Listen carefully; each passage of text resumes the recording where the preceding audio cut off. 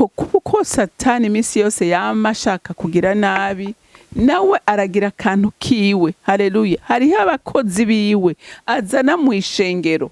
Haleluya.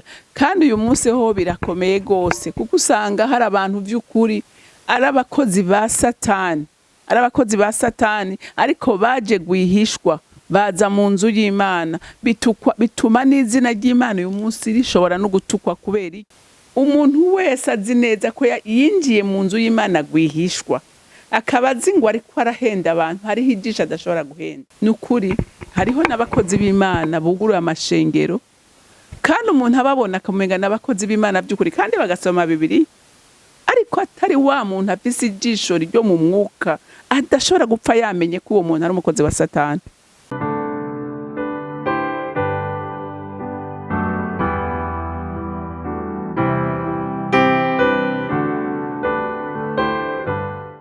Bakunzi bahori CANAAN TV, ndanezerewe kandi gusubira guhura namwe ngo tuganire ijambo ry'Imana. Ariko imbere yuko dutangura kuganira, reka tubanze dusenge. Mana, nje imbere yawe kuri uyu munsi mwiza nguhimbaza kandi ngutazira, kuko uri Imana yadukunze, iduha n'umwana wayo ngo aturokore kandi atwigishe, atwereke inzira tuganisha kuri wewe. None muvyeyi mwiza, turakunezererewe kandi turagukunda cyane, ko niwe wabanje kudukunda. Sitwe twakurondeye, niwe waturondeye, sitwe twagutoranije, niwe wadutoranije, udukura mu mwiza, utumurikishiriza umuco wawe. None mukunzi mwiza, turakunezerewe kandi turakwizeye. Rero wemere iki gitondo ciza, utwakiriye amashimwe tugushimira, kuko watugize abana tutari butugirira neza turi babi. Mwami Imana, none uyu munsi turi abana b'Imana, turanezerewe mu Mwami kubw'imbabazi zawe n'urukundo rwawe. Urakoze rero Data ko wemeye kwakira amashimwe yacu, hama icubahiro cose kibi cawe, mu izina rya Kristo Yesu senze nizeye kuvyumvise. Amen, amen. Ijambo rero Imana yampaye kuganira namwe uyu munsi riravuga ngo twirinde kubugwafu mu buro. Haleluya. Kuko uyu munsi hariho abakristo Imana iraba ikabona ari ugwafu riri mu buro. Haleluya. Ariko tuba abakristo buzuye. Haleluya. Tuba abana b'Imana vy'ukuri bahimbara umutima wa Papa. Dusome muri Matayo igice ca 13, turasoma kuva ku murongo wa 24 dushikane ku murongo wa 29. Haravuga ngo ugwafu mu buro.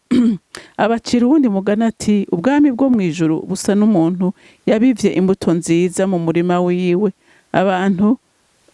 Abantu basinziriye, haza umwansi wiwe abiba ugwafu mu buro hagati, arigira. Uburo burakura, bumaze kuyangika, ugwafu ruca ruraboneka. Abashumba ba nyene urugo baraza baramubaza bati, mbega databuja, ntiwabivye imbuto nziza mu murima wawe? None ugwafu gwavuye hehe? Nawe ati, n'umuntu w'umwansi yagize atyo. Babashumba baramubaza bati, none uragomba ko tugenda kururandura? Atoyaye, kuko kumbure mu kurandura ugwafu mworandurana n'uburo. Mureke bikurane vyose gushika mwigenya. Maze mu gihe c'igenya nzobwira abagenyi nti, mubanze mutororokanye ugwafu, murutekere imikama, muruturire, ariko uburo mubwimburire mu kigega canje. Amen, amen. Murumvise uyu mugani Yesu yaciye, yariko aravuga uko ishengero rimeze uyu munsi, uko risa, kuko ijambo ry'Imana rivugwa ni ijambo ryiza, ni ijambo ryo muri Bibiliya, kandi n'abana b'Imana baryakiriye, hariho abaryizeye. Ariko kuko Satani iminsi yose yama ashaka kugira nabi, nawe aragira akantu kiwe. Haleluya. Hariho abakozi biwe azana mu ishengero. Haleluya.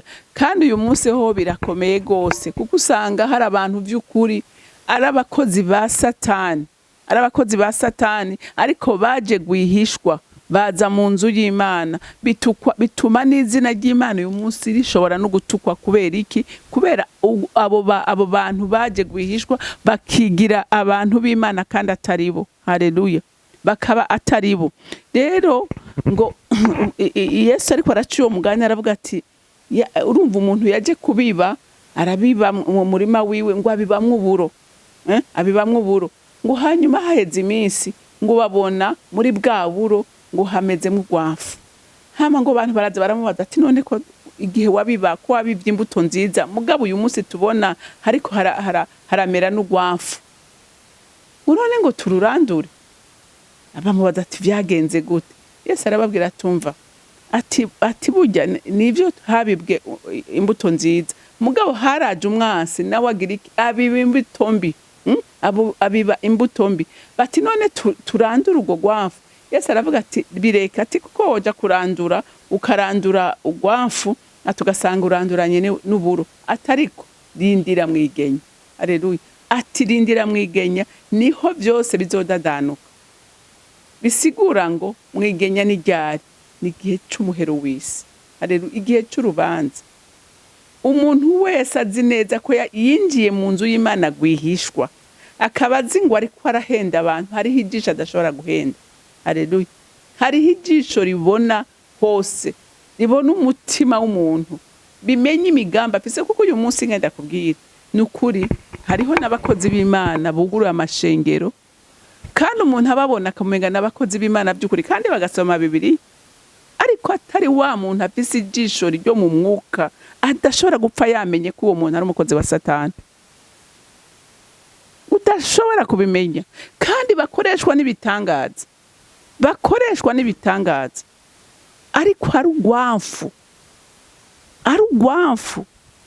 ariko ivyo ntushobora kubimenya kubera iki kubera amaso yawe arahishijwe ivyo kubera iki amaso yo mu mwuka ntayugira amatwi yo mu mwuka ntayugira ni uri wa wundi atamikwa ntuzi kurimbura ku ijambo ry'Imana ngo umenye gutanduka uhabwe ubushobozi kuko erega ubushobozi bwo kudisarana umwuka utariwo impwemu yera arawutanga ukamenya ko iyi mpwemu iri kwikoresha uyu muntu atari impwemu iva ku Mana haleluya atari impwemu iva ku Mana ariko ari abakozi ba Satani kandi mubimenye mu madini yose abo bakozi babayo bariyo barabaplasayo kugira ngo bagire iki bazimize benshi ryari nigeze kumva intahe ya Pasteur Julienne Kabanda naratangaye ndabona vy'ukuri ko ishengero ryinjiranywe urumva ngo bamutumiye ahantu kuvuga ubutumwa ngo hanyuma ngo ariko aragenda ngo ahura na muteyaje imiduga ngo itaraseganye na gatoya ngo aragira nubwo aragati Imana yanjye none ko isaha mbona ziheze eske bigenda gute ngo gushika avuga ati ikintu sigisanzwe ngo atangura gusenga arasenga ngo uko asenga akabona imiduga abona yavansa hama araparvena gushika ngo akinashika ngo baciye bashika bamwakira buno nyene ashikira kuri podium ngo yuriye kuri podium ngo aja bona umudamu ari imbere umwe akora cyane ari imbere mwishengero akora ibikorwa umwe ngira na finance ngo akiri kuri podium ariko arasenga ngo ajya bona araduze ngo amusumiye mwizozi ngo uje ngaha gute ngo naguteje yambuteyaje ngo ntuze ngo none ngo uraje ngo we ngo kwereki hewe ati hamwe abantu abadiakoni baciye baza gufasha kugira ngo bamumatureko hewe ngo atereka rero ubure tugwana urugamba barasenga yakoreshwa n'umwuka wo gusambura ngo nta numwe ngo yari bwamenye ngo wewe ngo gute ushobora kumenya ibyago byose nabiguteje mbwa byose byansi murumva donc ari umuntu w'imbere ngo nico gituma ngo je nari ngaha kugira ngo ishengero ntiritere imbere murumva donc abakozi rero ba Satani bagenda babaplasa mu maeglise kandi abantu benshi ntibabamenya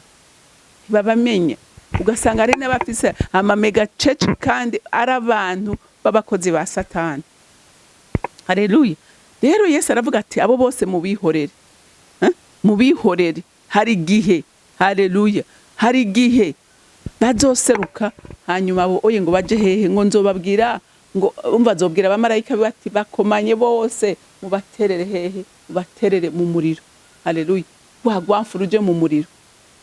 Amen. Rero bantu b'Imana nukwirinda cyane kandi no gusenga cyane, ahubwo ubuho n'igihe cyo gusenga gose, haleluya, kugira ngo dushobore kumenya abantu bakoreshwa n'umwuka w'ukuri n'abadakoreshwa n'umwuka w'ukuri. Yego, kuko na Yesu murazi ko yavuze ngo hariho abantu bazoshika imbere yiwe ababwira ati mwami, twebwe ko twasengera abagwaye, twebwe ko twakora ibi n'ibi, none Yesu avuga atumviriza ati mwakora ibizira sinigeze ndabamenya. None bibaza ko abo bakora ibizira ari bande?